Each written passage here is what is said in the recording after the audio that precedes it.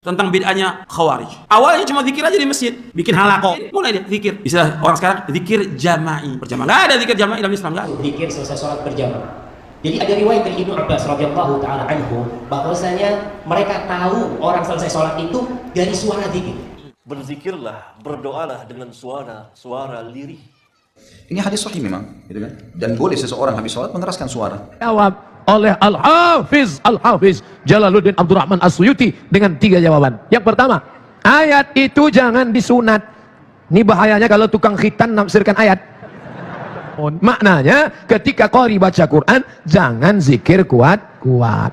Tentang bid'ahnya Khawarij. Awalnya cuma zikir aja di masjid, bikin halaqah. Kata pimpinannya, sabbihu mi'ah. Yang lain bilang kabbiru mi'ah, halilu mi'ah. Bacalah takbir 100 kali, bacalah subhanallah 100 kali, bacalah Allah 100 kali. Cuma gitu aja. Dipimpin, mulai dia zikir. Istilah orang sekarang zikir jama'i, berjamaah. Enggak ada zikir jama'i dalam Islam, enggak ada. Berjamaah. Nabi enggak pernah contohkan masing-masing. Awalnya itu. Akhirnya Abdul Mas'ud radhiyallahu anhu lihat seperti itu dimarahi. Di sini yang kadang-kadang tidak ada seperti Abdul Mas'ud radhiyallahu anhu. Ingkarul munkar. Perbuatannya baik, tasbih baik, tapi ketika dia tidak mengikuti contoh Nabi dan enggak pernah ada di zaman Nabi dan di zaman sahabat enggak ada. Dilakukan oleh orang ini, ditegur dengan keras. Sampai kata mereka, "Wahai Abu Abdurrahman, kami tidak kehendaki kecuali kebaikan." Omongan ini betul nggak kebaikan? Betul kebaikan yang melakukan. Subhanallah, alhamdulillah, wallahu akbar. Kebaikan atau tidak? Kebaikan. Yang tidak benar di sini apanya? Caranya. Berzikirlah, berdoalah dengan suara lirih. Sir, karena hukum asal berzikir dan berdoa pelan, merendahkan diri kepada Allah. Wadhkur rabbaka tadarru'an wa khifatan wa dunal jahri minal qawl bil-ghudwi wal asal. Wadhkur rabbak, sebutlah Rabbmu, berzikirlah kepada Allah. Dengan apa? Tadarru', merendahkan diri pada Allah. Mohon penjelasan Ustaz mengenai kedudukan hadis di bawah ini. Dalam Sahih Bukhari dan Muslim disebutkan dalam bab zikir setelah sholat dari Ibnu Abbas, beliau berkata, sesungguhnya mengeraskan suara zikir ketika orang-orang usai melaksanakan sholat wajib merupakan kebiasaan dilakukan oleh Rasulullah di zaman Rasulullah SAW. Ibnu Abbas menambahkan, aku mengetahui mereka selesai sholat dengan itu apabila aku mendengarkannya. Wassalamualaikum warahmatullahi wabarakatuh. Baik, ini hadis sahih memang, gitu kan? Dan boleh seseorang habis sholat mengeraskan suara ya. Nah, Ustaz, apakah ada contoh dari Rasul zikir selesai sholat berjamaah? Jadi ada riwayat dari Ibnu Abbas radhiyallahu taala anhu bahwasanya mereka tahu orang selesai sholat itu dari suara zikir. Jadi orang berzikir terdengar suaranya.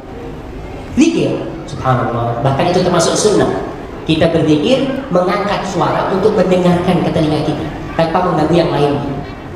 Bukan sepi, tidak ada suara. Di masa Rasulullah SAW mereka mengetahui selesai sholat dari suara takbir ke depan.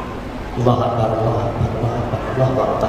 Jadi kita berzikir diangkat suara. Itu kan dalilnya dibuat-buat saja. Nih Quran nih. Mau ikut Quran apa ikut somat? Nih Quran. Apa bunyinya? Wadhkur rabbaka fi nafsika. Berzikirlah engkau dalam dirimu, jangan kuat-kuat. Stop. Jangan lagi zikir pakai suara jahar. Nih ayat Qur'annya. Wadhkur rabbaka fi nafsika. Sebutlah Tuhanmu, berzikirlah menyebut Rabbmu fi nafsika, dalam diri, jangan kuat-kuat. Itu orang di az-zikra pakai suara kuat. Subhanallah. Apa itu orang zikir? Astaghfirullahalazim. Astaghfirullahalazim. Astaghfirullahalazim. Astaghfirullahalazim. Apa kuat-kuat? Zikir nggak boleh kuat. Jadi gimana? Maka dijawab oleh Al-Hafiz Jalaluddin Abdurrahman As-Suyuti dengan 3 jawaban. Yang pertama, ayat itu jangan disunat. Ini bahayanya kalau tukang khitan nafsirkan ayat. Wadhkur rabbaka fi nafsika. Sebutlah Tuhanmu dalam dirimu, jangan kuat-kuat. Baca ayat sebelumnya. Apa ayat sebelumnya? Wa idza quri'al Qur'an. Kalau ada orang baca Quran, fastami'u lahu. Dengar diam, dengar baik-baik. Wa ansitu, diam. La'allakum turhamun. Maknanya ketika qari baca Quran jangan zikir kuat kuat. Ketika tadi qori baca Quran, a'udzubillahi minasyaitonirrajim, bismillahirrahmanirrahim, tiba-tiba ada orang zikir kuat-kuat, la ilaha illallah, la ilaha, gak boleh. Dengar Quran baik-baik, itu korelasi antara ayat. Jawaban yang pertama. Yang kedua, wadzukur rabbaka fi nafsika, sebutlah Tuhanmu dalam dirimu. Ayat ini turunnya di Makkah. Di Makkah sebelum Nabi hijrah. Ayat ini menegaskan ketika di Makkah sebelum di Madinah gak boleh zikir kuat, karena kalau zikir kuat di Makkah ditangkap Abu Jahal, Abu Lahab dan Abu lainnya. Tapi di Sentul kita berzikir kuat, apa ada Abu Jahal bersembunyi di balik batang pisang? Enggak ada. Maka setelah hijrah zikir kuat tidak dilarang.